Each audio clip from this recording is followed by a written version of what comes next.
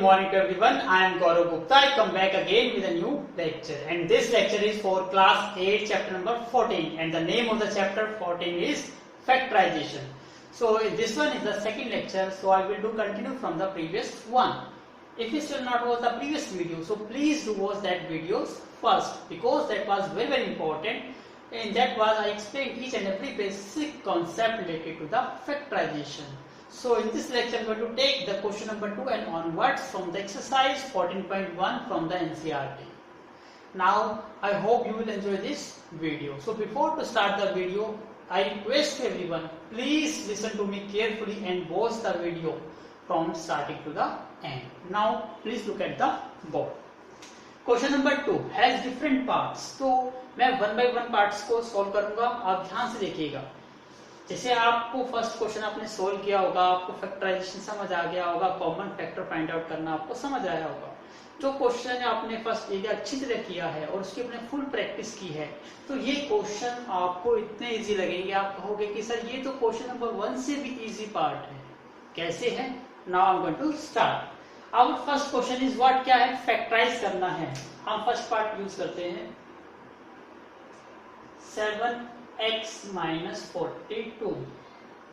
जो question number first था उसमें 7x आपको डिफरेंट दिया जाता था और 42 सेपरेट दिया जाता था, और आपसे कहता था कि फाइंड आउट करिए कॉमन फैक्टर. बट यहाँ पर ऐसे दो फैक्टर को कंबाइन कर दिया, या कह सकते हो आप दो टर्म्स को कंबाइन कर दिया, और आपको यहाँ पे भी कॉमन फैक्टर ही फाइंड आउट करना है. लेकिन यहाँ पे क्या बन गया, ये एक एल्जेब्रिक एक्सप्रेशन बन गया, बट वहां पे क्या थी, अलग अलग आपको टर्म दी जाती थी. तो आपको स्टेप तो वही सेम टू सेम करने हैं. पहला स्टेप क्या था, आप सभी टर्म्स के फैक्टर करते थे, यहाँ भी फैक्टर करेंगे. तो फैक्टर करते टाइम मैंने आपको एक छोटा सा ट्रिक बताई थी कि आपको लॉन्ग मेथड अप्लाई करने की जरूरत नहीं है. आप दोनों टर्म्स को, या 2 टर्म्स हो या 3 टर्म्स हो या 4 टर्म्स, जितनी भी टर्म्स होगी उन टर्म्स को कंटिन्यूसली एक टाइम पर फोकस करिए और try to find out common चीज देखिए. जैसे यहाँ 7x, it mean 7 into x है, यहाँ 42, इट मीन यहाँ पे आप कोशिश तो करिए कि इसमें से कुछ कॉमन आ सके. इट मीन कोई ऐसा नंबर हो जिसको सेकंड नंबर के टर्म्स में चेंज किया जा सकता है, तो उसको चेंज करिए. 7 को तो 42 की टर्म्स में चेंज करना पॉसिबल नहीं है, बट 42 को 7 की टर्म्स में चेंज करना पॉसिबल है. क्यों? क्योंकि जब 7 को 42 से डिवाइड करते हो तो 7 6 का कितना होता है, 42. इट मीन्स 42 को can be written as 7 into 6. तो 7 आपको फर्स्ट टर्म में भी मिल जाएगा और सेकंड टर्म में भी, तो आप इजीली कॉमन आउट निकाल सकोगे. तो ये आपका मेनली फोकस रहेगा इस क्वेश्चन को सोल्व करने का. तो आप हम कैसे लिखेंगे, 7 को लिखेंगे हम 7 into x, और 42 को क्या लिख सकते हैं हम, 7 into 6. अब यहाँ पे देखिए, यहाँ पे 7 है, यहाँ पे 7 है.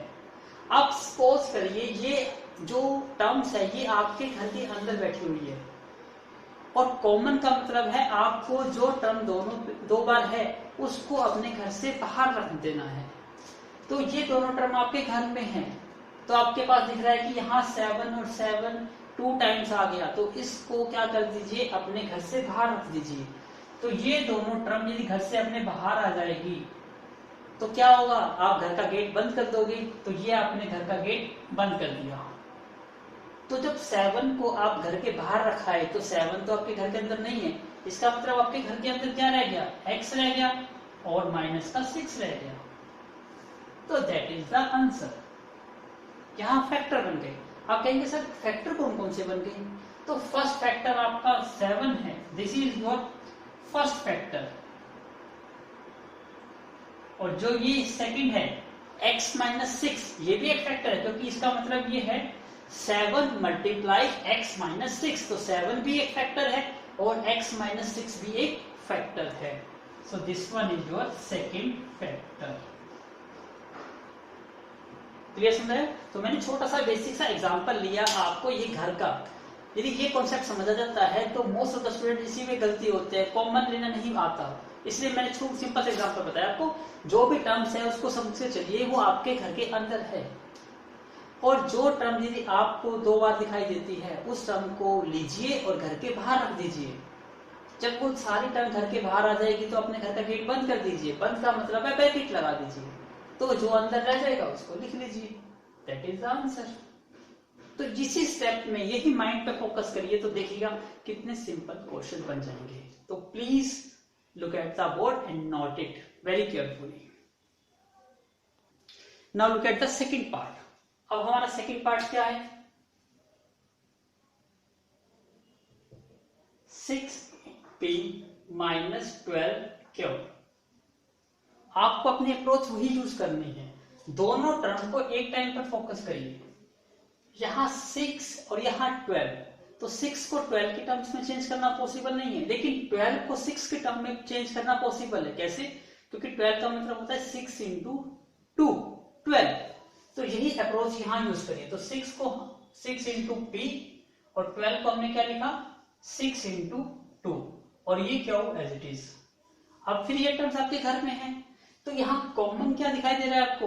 6 और 6 ये 2 बार आ गई, तो इसको घर से बाहर रखिए और घर का गेट बंद कर दीजिए। क्या रह गया आपका यहाँ पर? p और माइनस यहाँ 2 और यहाँ पे q।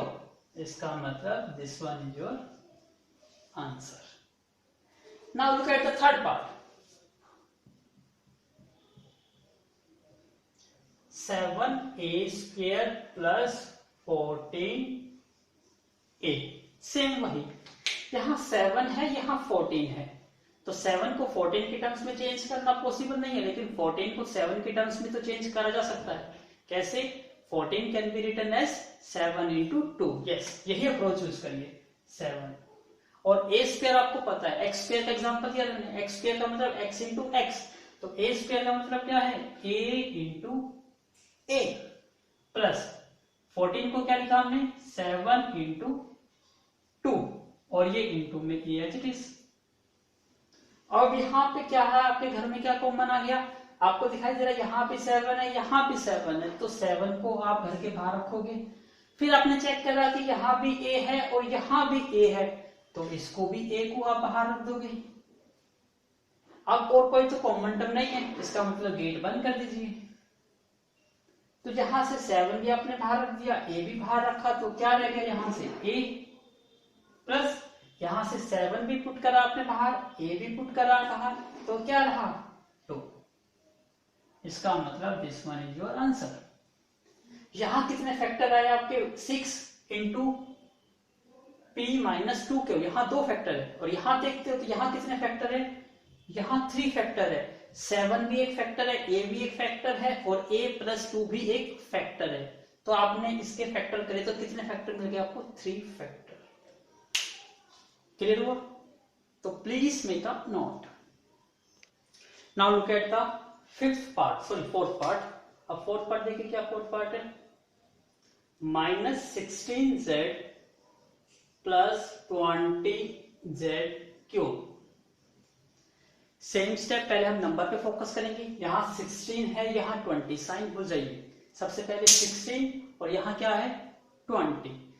तो 16 को ना तो 20 के टर्म्स में चेंज किया जा सकता और ना ही 20 को 16 के टर्म्स में, लेकिन इसमें से कुछ एक ऐसा फैक्टर होता है जिसको दोनों के टर्म्स में लिखा जा सकता है। जैसे मैं यहाँ से 4 की टेबल से डिवाइड करूँ इसको, 4 4 सा कितना होता है? 16, और 4 5 सा कितना होता है? 20। इसका मतलब 4 एक कॉमन फैक्टर है जो 16 में भी आता है और 20 पे भी आता है। इसका मतलब नेगेटिव को तो आप एज इट इज लिख दोगे, ठीक है, और 16 का मतलब 4 मल्टीप्लाई 4, और ये multiply z as it is, plus similarly 20 को क्या लिखोगे? 4 मल्टीप्लाई 5, और z क्यूब का मतलब क्या होता है? z into z into z, तो this one is z into z into z।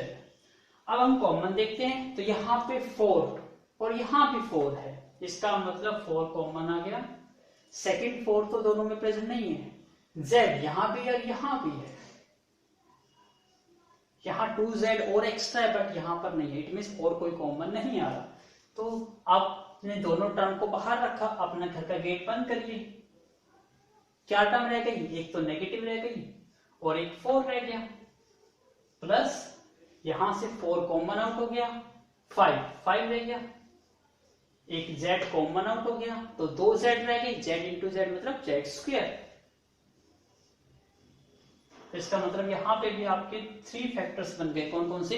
4 multiply z multiply minus 4 plus 5z square, that is the answer. So ये आपका फाइनल आंसर है. Now look at the fifth part. 20l square m plus 30 ALM.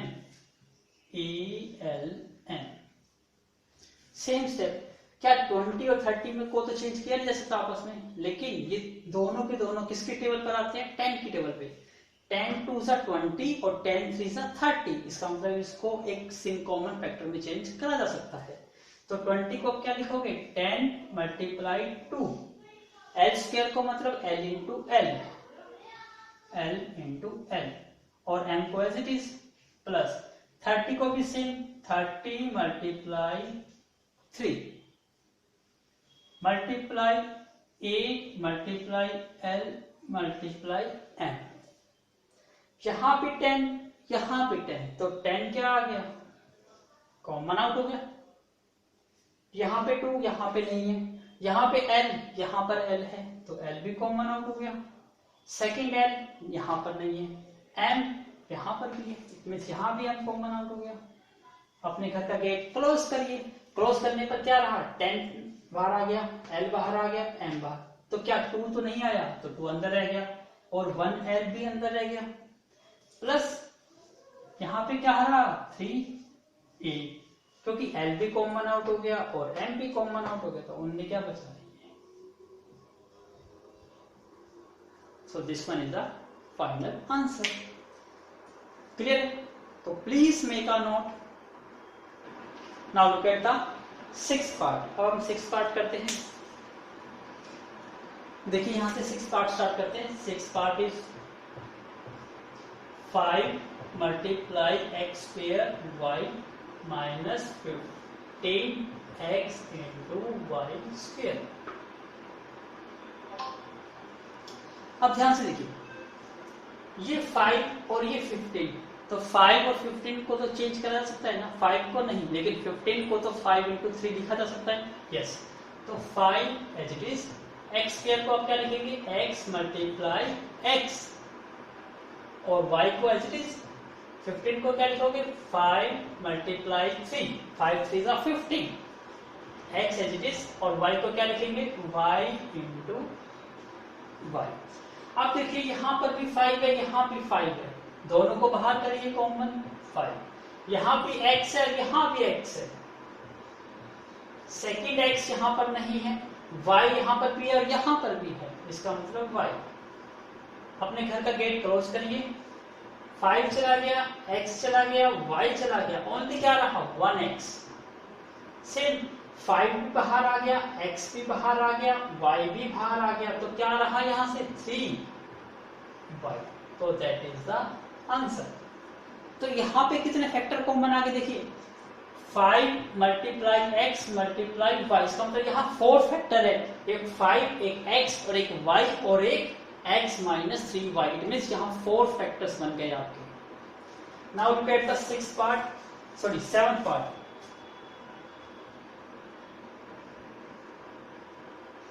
Seventh part का statement देखिए. 10a square minus 15b square plus 20c square. तो सबसे पहले देखिए यहाँ 10, 15, 20 ये किसके टेबल पे आते हैं? 5 की टेबल पे. इसका मतलब इसमें कॉमन फैक्टर जरूर 5 होगा. तो 5 के टर्म्स में चेंज करिए इसको. क्या लिखेंगे इसको? 5 इंटू 2, 10 हो गया. और a स्क्वायर का मतलब है a इंटू a. सेम 15 को क्या लिखेंगे? 5 इंटू 3, तो दिस बिकम्स 5 इंटू 3. और b स्क्वायर का मतलब है b इंटू b प्लस 20 को क्या लिखेंगे? 5 इंटू 4, तो 5 इंटू 4. और c स्क्वायर को क्या लिखेंगे? c into c. अब देखिए यहां भी 5, यहां भी 5, यहां भी 5, तो कॉमन क्या आ गया? 5. यहां 2 बट यहां 2 नहीं है. यहां a बट यहां a नहीं है. यहां a यहां पे a नहीं है. इट मींस और कोई कॉमन फैक्टर नहीं है. तो क्या रहा आपके पास? ब्रैकेट क्लोज करिए, घर का गेट क्लोज। यहाँ पे आपका 2b रहा और a इंटू a क्या बन गया a स्क्वायर, तो as it is minus 5 common out हो गया, क्या रहा यहाँ पे 3b इंटू b स्क्वायर। ऐसे ही यहाँ पे 5 कॉमन आउट हुआ क्या, तो क्या रह गया 4c into c square. So that one is the final answer. तो please make a note. Now look at the eighth part. Eighth part क्या है, -4 into A square plus 4 into A into B minus 4ca।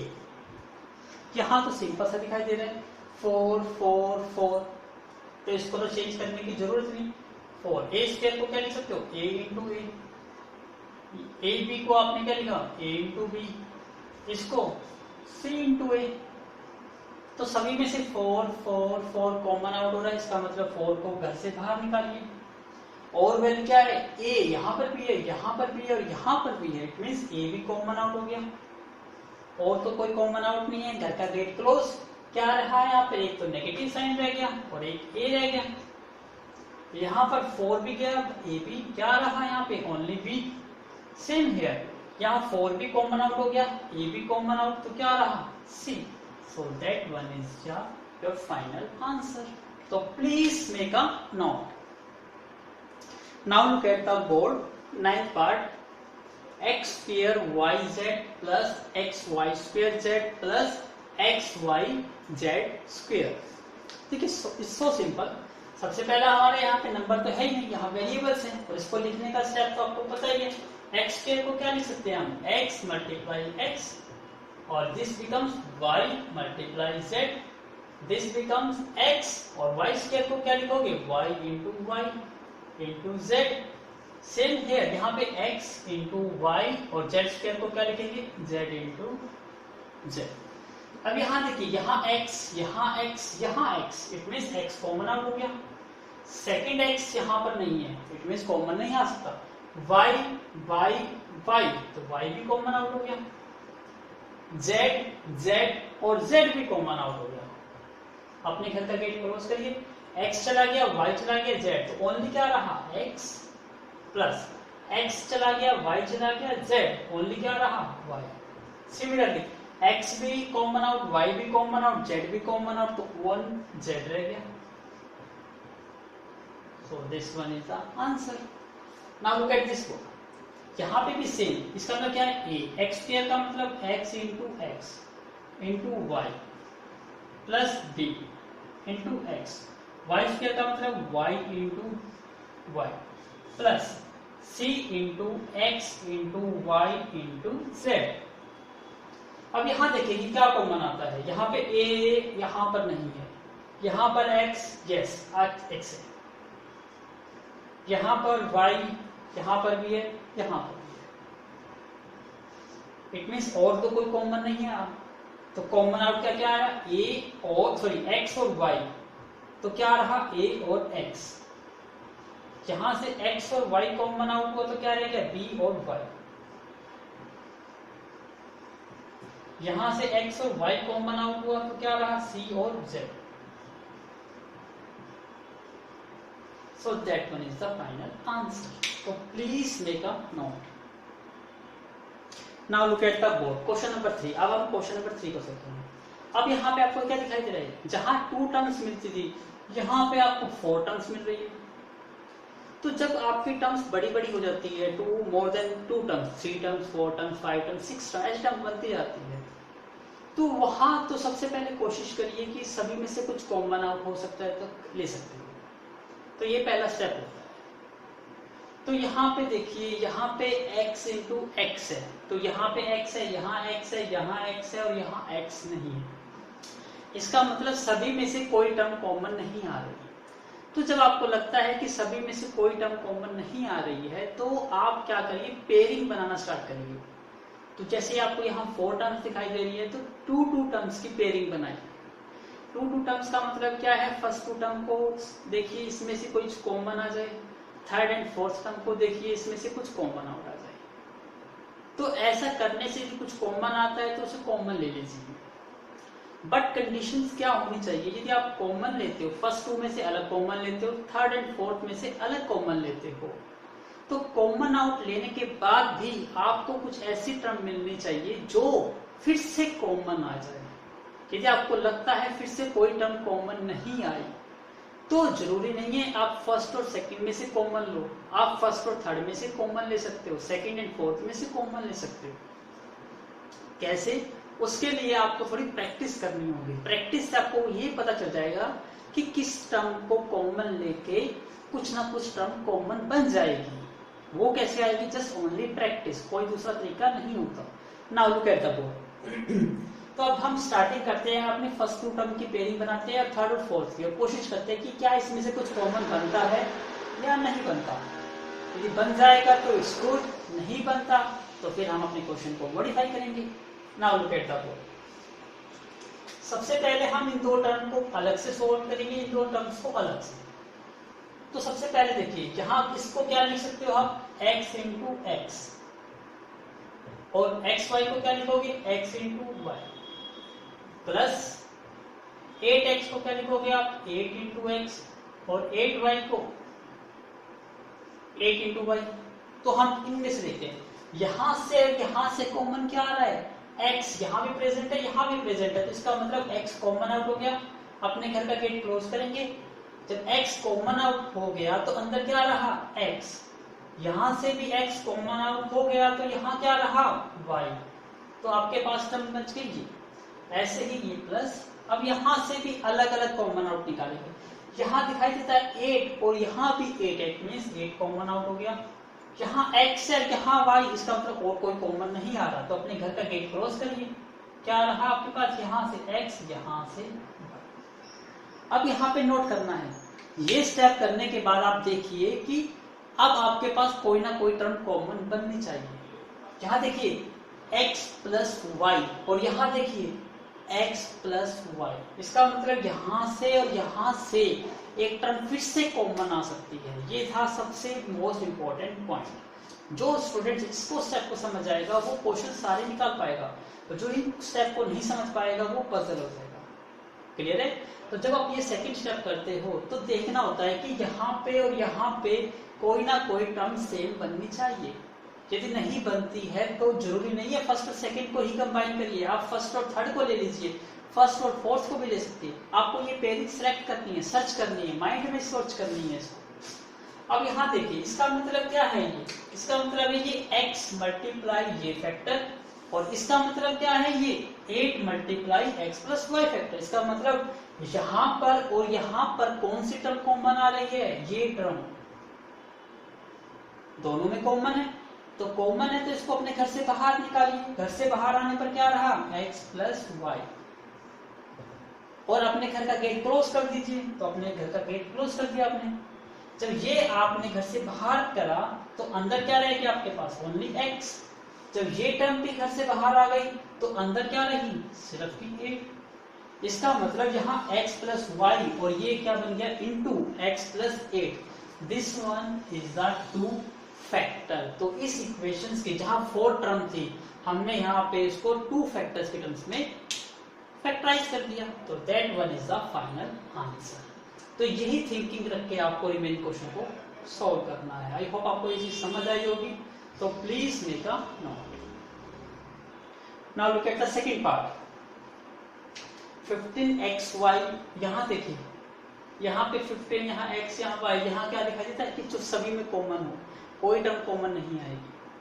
तो फिर से हम अपनी पहले first 2 terms को अलग से कंबाइन करते हैं और थर्ड एंड फोर्थ टर्म्स को अलग से करते हैं, और फिर चेक करेंगे कि सेकंड स्टेप के बाद की क्या कोई टर्म्स कॉमन बनी या नहीं बनी। जब तक बन जाती है तो हमारा क्वेश्चन डेफिनेटली सॉल्व हो जाएगा, और यदि नहीं बनती है तो फिर हम अलग थिंकिंग सॉल्व करेंगे।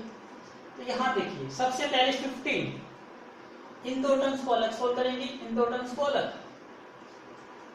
15 और यहाँ 6, इसका मतलब क्या? 15 और 6 किसी एक ऐसा ही नंबर की टेबल पे आते हैं जो दोनों पे आते हैं। यस, 3 की टेबल पे 3 2 का 6 भी होता है और 3 5 का 15 भी होता है। इसका मतलब ये दोनों नंबर 3 की टेबल पर आते हैं, तो 3 क्या बन जाएगा? कॉमन।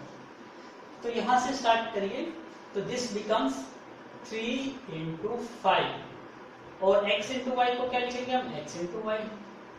6 को क्या लिखेंगे हम 3 इंटू 2 और x को एज इट इज। यहां देखिए यहां तो कोई टर्म ऐसे कॉमन नहीं बन रही, नहीं बन रही। तो आप जब आपको दिखाई देता है जब किसी भी टर्म में कोई कॉमन नहीं आता तो उसका 1 एक कॉमन फैक्टर होता है। मैंने आपको कल ही लेक्चर में बताया था कि जिसका फैक्टर कोई भी नहीं होता उसका 1 तो ओनली 1 फैक्टर तो होता ही है, और वहीं पर 1 का सबसे इंपॉर्टेंट रोल होता है। बाकी जगह 1 की इंपॉर्टेंस नहीं है, लेकिन जहां पे कोई फैक्टर नहीं बनता कॉमन वहां पे 1 फैक्टर की सबसे मोस्ट इंपॉर्टेंस है। क्या है यहाँ पता चलेगा। यहाँ पे देखिए कोई कॉमन नहीं बनता 5 बाई 2, इसका मतलब यहाँ पे आपको 1 फैक्टर लेके आना ही पड़ेगा। तो हम यहाँ क्या लिखेंगे 5 को मैं 5 मल्टीप्लाई 1 लिख सकता हूँ, क्योंकि 5 मल्टीप्लाई 1 5 ही होता है।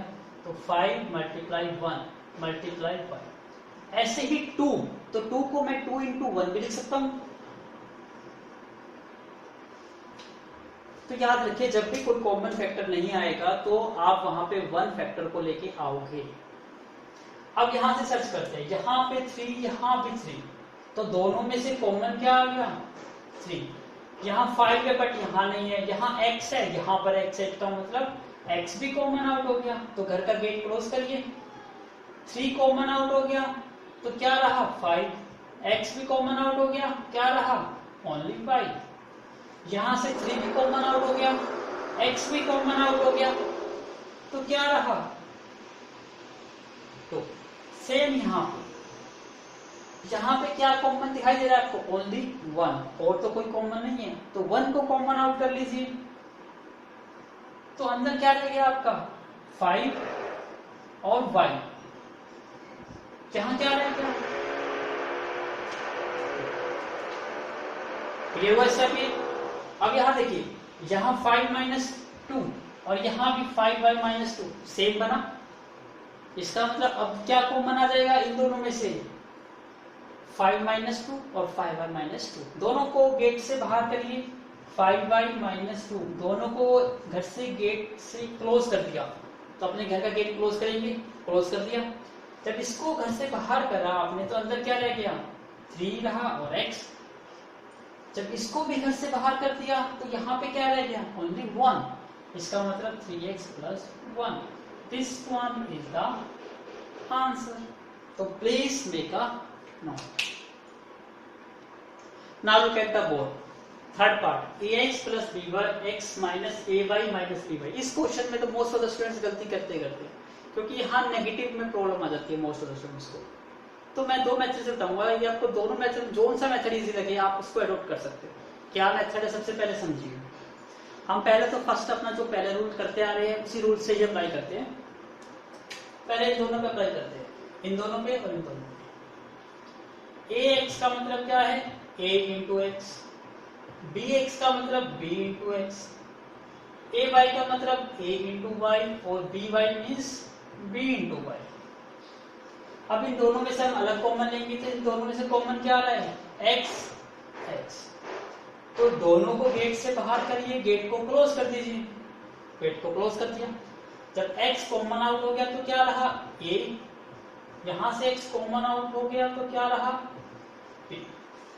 अब प्रॉब्लम आती है यहाँ पर नेगेटिव में, तो यहाँ स्टूडेंट्स गलती करते हैं। जब आपको टर्म नेगेटिव दिखाई देती है तो आप नेगेटिव को भी कॉमन ले लीजिए। जब किसी से आप नेगेटिव कॉमन लेते हैं तो याद रखिए जब आप नेगेटिव कॉमन लेते हैं तो टर्म का जो साइन है वो चेंज हो जाता है। चेंज का मतलब यदि टर्म नेगेटिव है तो वो टर्म पॉजिटिव बन जाती है, और यदि कोई टर्म पॉजिटिव है तो वो टर्म क्या बन जाती है नेगेटिव, यदि आप नेगेटिव कॉमन लेते हैं। ये चीज याद रखिए। अब मैं यहां से देखता हूं y और y दोनों साइड से आ रहा है कॉमन, तो मैं y को तो दोनों साइड से कॉमन ले रहा हूं, बट नेगेटिव भी कॉमन ले रहा हूं क्योंकि दोनों की दोनों टर्म क्या है नेगेटिव है। क्लियर है? तो यहाँ पे मैं नेगेटिव भी कॉमन ले रहा हूं और y भी कॉमन ले रहा हूं, तो गेट क्लोज कर देंगे। और आपको बताया जब नेगेटिव कॉमन लोगे तो सभी टर्म के साइन चेंज हो जाएंगे। तो ये टर्म देखिए, ये टर्म आपकी पहले क्या है नेगेटिव ए वाई नेगेटिव थी, तो ये टर्म क्या बन जाएगी पॉजिटिव। ये टर्म भी क्या आती है नेगेटिव पी वाई, तो ये टर्म भी क्या बन जाएगी पॉजिटिव। तो इसको मैं एक स्टेप थोड़ा लेंथी कर देता हूं, इसका मतलब इसको a plus b minus y. अब प्लस किसी नंबर के आगे प्लस लिखना की जरूरत है नहीं, क्योंकि बाय डिफॉल्ट यदि आप कोई नंबर के आगे नहीं लिखते कुछ नंबर तो पॉजिटिव काउंट होता है वो नंबर, इट मींस इसको ऐसे भी लिख सकते हो।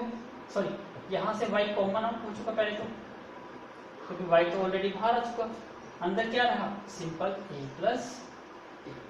अब यहां से आपको दिखाई देता है कि a प्लस बी यहां भी है और a प्लस बी यहां भी है, तो इन दोनों में से क्या कॉमन आउट हो गया a प्लस बी। जब यहां से a plus b common out हो गया तो यहां पे क्या टर्म बनाया गई x, और यहां टर्म क्या रही y। इसका मतलब that is the final answer. ये स्टेप क्लियर हुआ?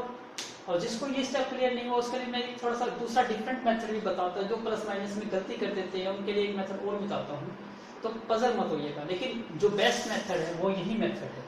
तो इस मेथड की अगर प्रैक्टिस करेंगे तो ये मेथड इजी भी है और सफिशिएंट और नेसेसरी मेथड है ये। सेकंड मेथड तो ये है कि जब आपको नहीं आ रहा तो इस मेथड को अडॉप्ट करना। तो please make a note. I hope आपने नोट कर लिया होगा। अब मैं यहाँ से रब कर देता हूँ ये स्टेप।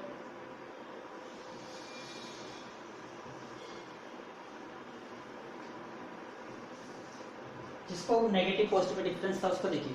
आपको ये तो पता है 2 प्लस 3 माइनस 4, क्या आंसर आता है इसका? आपको कैसे 2 प्लस 3 5, 5 में से 4 माइनस करेंगे तो क्या आएगा 1, आपका आंसर 1 आएगा। अब मैं इस टर्म को आगे पीछे लिख देता हूँ, इसका ऑर्डर चेंज कर देता हूँ, क्या रिजल्ट चेंज होगा? ये 2, इस नेगेटिव 4 को मैं पहले लिख देता हूँ और पॉजिटिव 3 को मैं बाद में लिख देता हूँ। अब 2 माइनस 4 क्या हो जाएगा -2 प्लस 3, तो आंसर कितना आया? अभी भी 1 आया। इसका मतलब क्या है, आप टर्म को ऑर्डर थ्रू चेंज कर सकते हो तो कोई फर्क नहीं पड़ता। तो यह यहाँ पे मैं चेंज कर रहा हूँ ax, और यहाँ पे भी ay था तो इस टर्म को मैंने पहले लिख दिया माइनस का a इंटू वाई, और इस टर्म को मैं बाद में लिख देता हूँ प्लस के b इंटू एक्स और माइनस के b इंटू वाई। ऐसा करने से क्या हुआ? अब यहाँ देखिए इन दोनों टर्म में कॉमन आ गए। यहां से देखिए यहाँ भी a है यहाँ भी a है, तो दोनों में से कॉमन आउट क्या हो गया a, और यहाँ क्या रहा x नेगेटिव, और यहाँ कॉमन क्या आ रहा y। ऐसे ही यहां से देखिए दोनों में से कॉमन चीज क्या है b, तो b कॉमन आउट होके बाहर आ गई, अंदर क्या रह गया x, और यहाँ क्या रहा माइनस के। अब यहाँ देखिए यहाँ भी x माइनस वाई है और यहाँ भी x माइनस वाई है, दोनों में से x माइनस वाई गेट से बाहर आ गई। गेट को क्लोज कर दीजिए। जब x माइनस वाई बाहर आ गई तो क्या रहा यहाँ पर a, यहां से ये टर्म बाहर आ गई तो क्या रहा b, तो दैट इज द आंसर। तो ये भी एक मेथड है। तो लेकिन ये मेथड थोड़ा सा नेसेसरी और इतना सफिशिएंट मेथड नहीं है जिसको आप अडॉप्ट करो। जो पहला मेथड था मेरे अकॉर्डिंग वो मेथड बेस्ट है। तो नेगेटिव कॉमन लेना भी आपको आना जरूरी है। So please make a note, alternate करके इसको आप लिख सकते हो। Now look at the board. अब ये फोर्थ क्वेश्चन है। अब ये इंटरेस्टिंग क्वेश्चन है। क्यों इंटरेस्टिंग क्वेश्चन है? क्योंकि अब थोड़ा सा हमारा कॉन्सेप्ट चेंज होगा। चेंज कैसे होगा? जो अभी हम ये ऑर्डर अप्लाई करते आ रहे थे ये है कि यहाँ पे अप्लाई नहीं हो पाएगा। क्यों नहीं होगा? देखिए ध्यान से। अब हमारा स्टेप क्या था? पहले इन दोनों में से कॉमन फाइंड आउट करना और इन दोनों में से। अब हम वही स्टेप करते हैं पहले। तब यहाँ देखिए यहां से ये दिखाई दे रहा है, क्या इसमें और इसमें कोई कॉमन फैक्टर है? क्योंकि 9 और 25 तो किसी की टेबल पे भी नहीं आता, ओनली 1 के टेबल पे आता है। तो आप 1 लेट करके भी करके देख सकते हैं। तो मैं आपको करा के दिखा देता हूँ, 1 लेट करके भी दिखाता हूँ कि क्या टर्म बनेगी। यहां से आपको दिखाई देता है ये 15 है, ये 15 है, तो यहां से तो 15 मल्टीप्लाई p मल्टीप्लाई q, और 15 को हम क्या लिख सकते हैं 15 इंटू 1, क्योंकि हर टर्म को कम से कम कोई भी टर्म हो उसमें 2 फैक्टर तो होने जरूरी है। यदि कोई फैक्टर नहीं है तो इनको मैं 1 कर दीजिए। प्लस इसको क्या लिखेंगे 9 इंटू में क्यों, इसको 25 इंटू में p, और यहाँ पे कुछ भी नहीं है कॉमन फैक्टर तो 1 इंटू में 1 कर देते, क्योंकि 1 से मल्टीप्लाई करने से किसी नंबर पे कोई रिजल्ट में चेंज तो नहीं आता। अब यहाँ से कॉमन आउट क्या हो गया 15, तो गेट क्लोज करेंगे तो क्या रह जाएगा ये p क्यू, और यहाँ से क्या रह गया 1। यहाँ से यदि 1 कॉमन आउट करते हैं तो यहाँ क्या रहा 9 क्यू, और यहाँ क्या रहा 25 p। और मैंने आपको बताया था जब ऐसा करने पर ये दो टर्म क्या बननी चाहिए, सेम बननी चाहिए। यदि ऐसा नहीं बनेगा तो आप इसको सोल्व मत करिएगा। आप कहेंगे सर फिर कैसे सोल्व करेंगे, यस, तो जरूरी नहीं है कि आपको फर्स्ट टू टर्म से ही कॉमन आ जाए, आपको रीशफलिंग करनी पड़ती है। रीशफलिंग का मतलब क्या है, टर्म्स को अरेंज करना होता है। तो यहाँ पे आपका पहला स्टेप रहेगा टर्म्स अरेंज, और ये स्टेप जो मैंने करके दिखाया ये आपके माइंड में ही होना चाहिए। आपको टर्म को फोकस ऐसे करना है कि आपको ये पता चल जाए माइंड में ही कि इसमें से कॉमन आउट होकर टर्म सेम बन जाएगी। तो इसलिए मैं इस स्टेप को अब कट कर देता हूं और आपको दिखाता हूं कैसे पता चलेगा।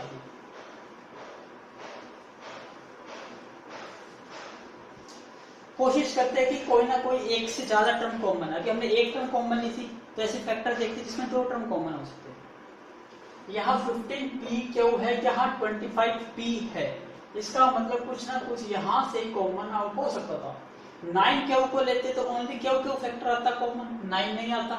इसलिए हम कोशिश करेंगे कि ज्यादा से ज्यादा टर्म, बड़ी टर्म कॉमन आउट हो सके। इसलिए मैं इस टर्म को रीशफल कर रहा हूं, तो अरेंज कर रहा हूं, रीअरेंज।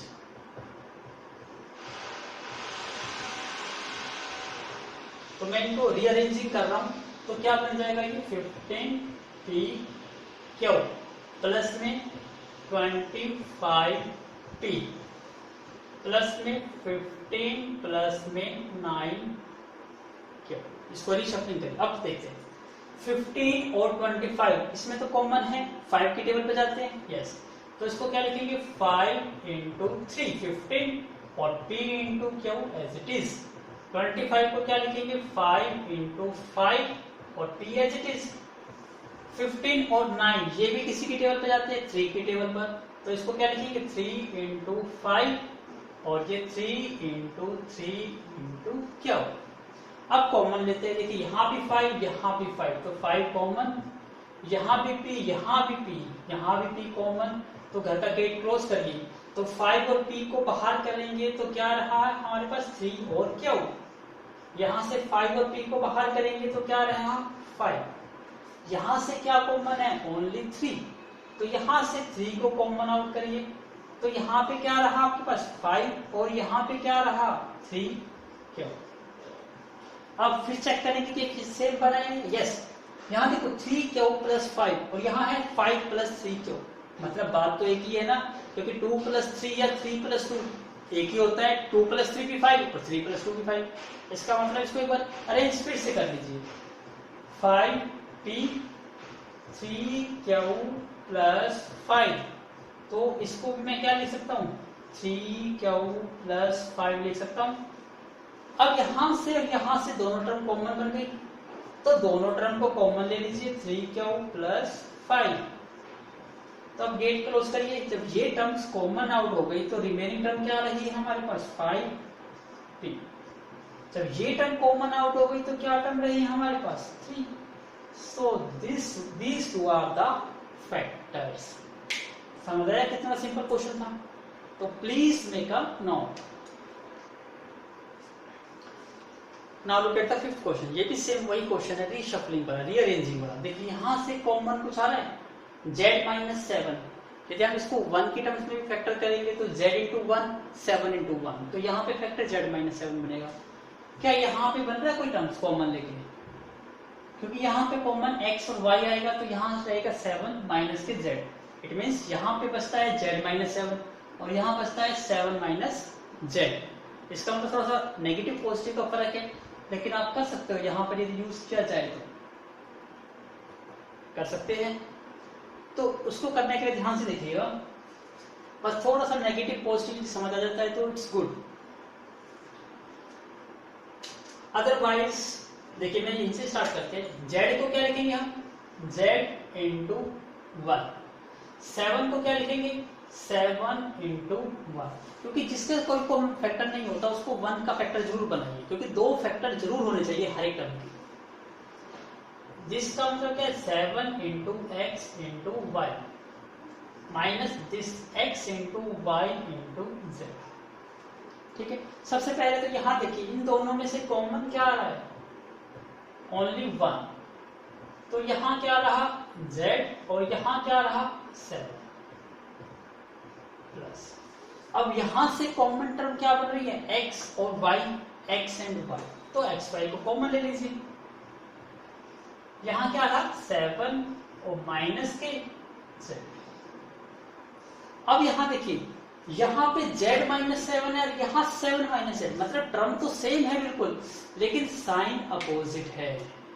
जब आपको दिखाई देता है टर्म सेम हो और साइन अपोजिट हो तो वहां पे एक स्टेप होता है नेगेटिव कॉमन। नेगेटिव कॉमन का मतलब क्या होता है, टर्म का साइन चेंज कर दीजिए और बाहर क्या लिख दीजिए, नेगेटिव। इसको कहते हैं नेगेटिव कॉमन आपका। तो यहां पे मैं क्या कर रहा हूं, यहां पर टेकिंग नेगेटिव कॉमन,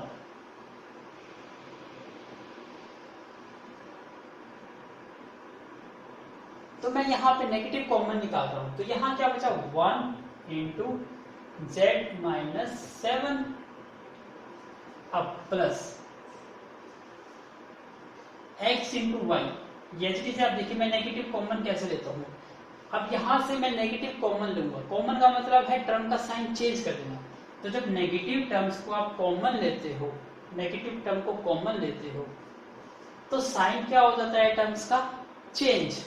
यहां क्या हो जाएगा, 7 पॉजिटिव है तो ये बन जाएगा 7 नेगेटिव, और ये नेगेटिव है तो ये बन जाएगा पॉजिटिव। क्लियर है, इसको कहते हैं नेगेटिव कॉमन। देखिए इसको सोल्व करने का तरीका क्या है, हाँ यदि हम नेगेटिव से मल्टीप्लाई करेंगे, देखो नेगेटिव नेगेटिव पॉजिटिव तो मतलब आपको 7 पॉजिटिव मिलेगा। नेगेटिव पॉजिटिव मल्टीप्लाई करेंगे तो नेगेटिव का जेड मिलेगा। इसका मतलब आंसर सेम है। अब इसी को और देखिए 1 इंटू जेड माइनस 7। अब ये पॉजिटिव है और ये नेगेटिव, तो पॉजिटिव नेगेटिव मल्टीप्लाई में क्या होता है, नेगेटिव। इसका मतलब ये बन गया नेगेटिव x इंटू वाई और ये टर्म एज इट इज। अब ये माइनस का 7 प्लस जेड है, ये इसको उल्टा करके लिख दो, बात तो सेम रहेगी, z माइनस 7 लिख सकते हैं। अब यहां से देखिए z माइनस 7 और यहां भी देखिए z माइनस 7, दोनों में से कॉमन आउट हो गया। तो ये टर्म जब आप कॉमन आउट लेते हो z माइनस 7, तो गेट क्लोज करने पर इसको आप बाहर करोगे तो रिमेनिंग क्या रह गया 1। जब ये टर्म बाहर आ जाएगी तो टर्म क्या रहेगा, ओनली एक्स वाई। तो this is the answer. Clear हुआ, तो प्लीज मेक अ नोट। तो ये नेगेटिव स्टेप का आ जाए तो यहाँ पसंद मत होइएगा, और ये कॉन्सेप्ट तो आपको आना बहुत जरूरी है, क्योंकि आगे बहुत सारे क्वेश्चंस मिलेंगे। यदि इस स्टेप को आप इग्नोर करोगे, छोटा से छोटा या दूसरा मेथड सर्च करने की कोशिश करोगे, तो माइंड ग्रो नहीं होगा, आपका अंडर बाउंडेशन रह जाओगे और फिर मैथ्स की जो है ना वो टफ लगने लगेगी। तो प्लीज सच टाइप ऑफ जो मेथड है इसको प्रैक्टिस करिए। So please make a note. Now look at the board. इसी को मैं डिफरेंट टाइप्स और भी कराता हूँ, देखिए ध्यान से। मैं रीशफलिंग कर रहा हूँ जेड एज इट इज,